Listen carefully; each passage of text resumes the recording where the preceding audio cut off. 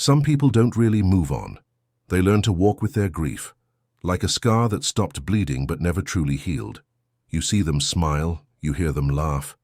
But deep down, part of them still lives in the past, in the memories of someone who's no longer here, and that's not weakness. That's love refusing to die. This is the psychology of people who can't move on after losing someone. When we lose someone we love, our brain doesn't understand absence. It only understands presence. Every habit, every routine, every small sound or scent triggers the memory of them. The chair they sat in, the song they loved, even. The silence they left behind feels loud. Psychologists call it attachment, inertia. It's when your emotional connection stays active, even after reality has changed. Your heart keeps reaching for someone your mind knows is gone. And this tug-of-war between memory and reality creates an invisible paralysis, the reason you feel stuck. For people who can't move on, grief doesn't come in waves. It comes in loops. They replay moments in their mind. What if I had said this? What if I had done more? These what-ifs are the mind's attempt to fix the unfixable. In psychology, this is called rumination, the mind circling back to pain, not to suffer, but to seek meaning, because meaning is the only medicine grief can digest. Many people who can't move on aren't actually afraid of pain. They're afraid of forgetting.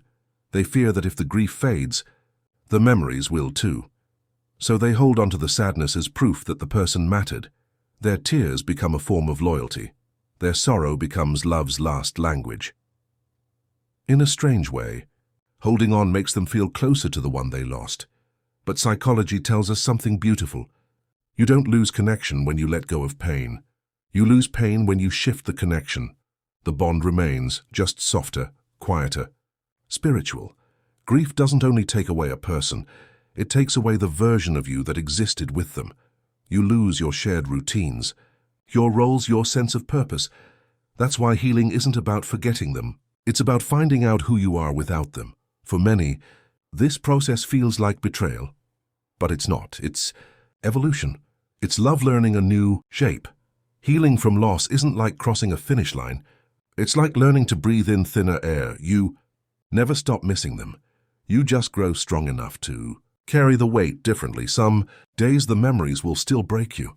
Other days, they'll feel like sunlight through an old window. That's how grief changes, and from pain to presence to peace, and people who can't move on, they're often the ones who loved the most, the deepest, the purest. They aren't broken.